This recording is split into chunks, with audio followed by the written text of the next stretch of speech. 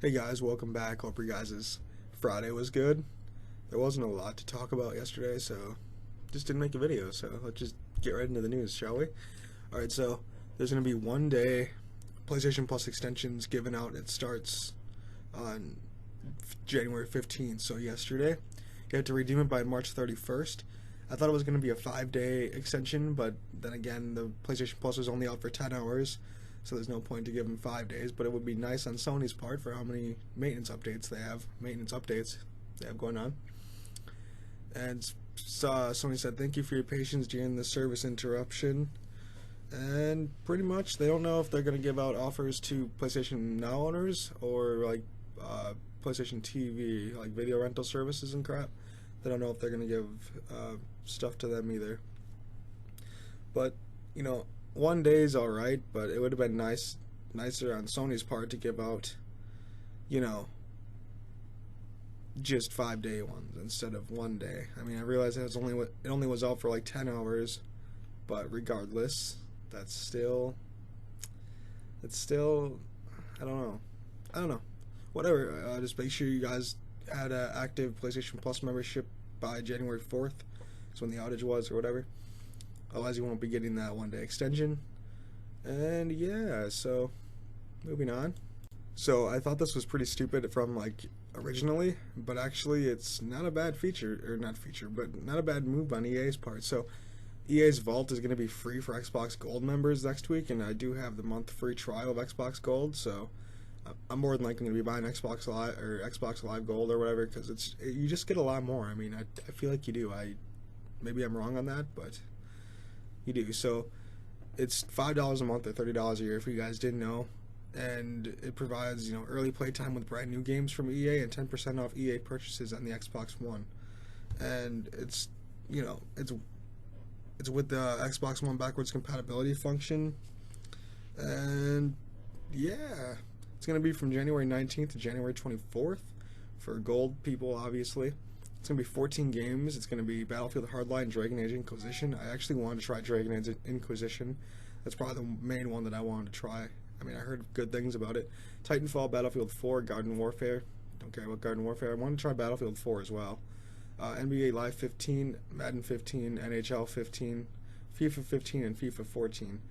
The sports games are old, and I don't care about those. I mean, I like sports games, but they're too old. I already have FIFA 16. I'm not a big hockey fan. I already have Madden 15. It's trash. Or, not trash, but Madden 16 is the same thing. NBA Live 15, trash. FIFA 14 is trash. So, yeah, I mean, it's going to be free from basically a week, I guess, is how I'm going to say it. I guess it's going to be from next Tuesday to next Sunday, so cool. Just gives you basically a trial run of EA access, and then I actually was debating on purchasing this, so I don't know. Do you guys think EA access is a good idea or a good deal? Because just let me know. I don't know. I feel like $30 a year, you can't really go wrong. I mean, you get a lot of games, so what do you do, really? Alright, so I'm not sure if Hitman's a PlayStation exclusive, because I know it's on PC. I don't know if it's on Xbox One. I don't know. Maybe it's just PlayStation that got affected by this or something. I don't know. I didn't hear any news on Hitman, really. I mean, this is the first news that I actually heard of. And earlier in the week, the Hitman reboot, I guess, was basically removed from the PlayStation Store in Europe. And Square Enix canceled pre-orders for the PS4 version. The game's supposed to release on, I believe it was March 11th. And fans were really concerned. They're like, why did they cancel our pre-orders? I mean, I had this game pre-ordered for, a couple months now. And they wondered if the release was pushed back. And, was it being canceled, the game? And the message said configuration of the project has changed significantly. So that didn't help anybody's cause, really, on why they did that. But it turned out they pulled the game because it'll include a prologue mission in one location, Paris, for the cost of $15. Next location, Italy, which will launch in April, with Morocco following in May. Each additional episode will cost $10 or $50 for a season pass. Regular monthly content updates that will include 3 additional locations: the island Thailand, the U.S., and Japan will arrive later in the year, or you could just wait until the end of the year, which you could pay $60 for the complete season with also launch disc at the end of the year. So it's just gonna be basically digital, like until the end of the year, until they launch it on disc and release the actual full game. So I mean, I don't understand. Like, they basically didn't tell anybody they were doing this, and then they just pulled the game, and it was like, whoa, did the game get canceled or whatever? And I don't know, guys, what to think of this. Like, what I want to know your guys' opinion on this. So it was basically supposed to be released as a full price game, and which contained 3 locations, I guess: Paris, Sapazina, and Marrakesh, and 6 campaign missions. And players were promised access to further 3 locations, as well as all online content without further purchase. Then there was the $35 intro pack, which sounded horrible. It was a more expensive version of what Hitman is now, giving players access to the launch content and nothing else. Players can then upgrade to a full price release for $30. I mean, jeez. This company, I forgot if they made Hitman Absolution or not. Square Enix, because Square Enix was so good with the Just Cause game. I mean, that game was fantastic, but I know Avalanche Studios makes that, so, you know, whatever.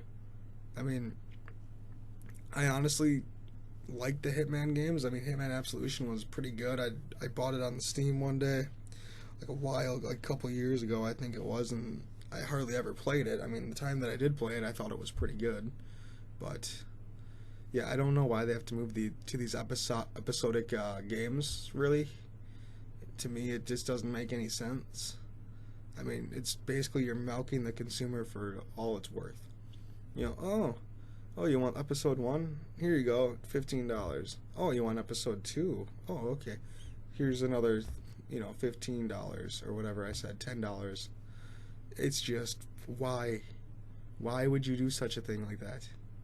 It turns a lot of people off. I'm sure people aren't even going to buy the game now until probably the end of the year when they give away all the stuff for $60. Why not just release the full game for $60? Do they think the game's that bad? I mean, that tells me there's no confidence in the product, and they're just trying to maximize the profits as much as they possibly can. Because I don't know how popular the Hitman series really is with this. I don't know how popular Hitman is. I really don't. I mean, Square Enix, you made Just Cause, good. You made good decisions with that, no DLC at all. But then you do this. This kind of concerns me. You kind of feel like you're Konami right now. Like with the stupid decisions. Like, obviously they didn't transition totally to mobile yet. Konami didn't. But you're kind of reminding me of that business standpoint. It kind of concerns me a little bit for this company. Like, the only way these companies are going to listen is if people speak with their wallets and they don't buy these games, But people don't do that. They don't ever listen. Oh, they say every year, oh, Madden sucks. Well, then why buy it? You still go up and proceed to buy the game. Like, oh, you give it a week. Oh, no, Madden still sucks. Then you're like, well, I really want an NFL game. Then you go out and pay $60 for it. You got to speak with your wallet. I haven't bought Madden since Madden 15, and I didn't even buy that new. Bought it used. Because, I don't want to give EA any of my money, to be honest. I'd rather give, GameStop or Best Buy my money than EA.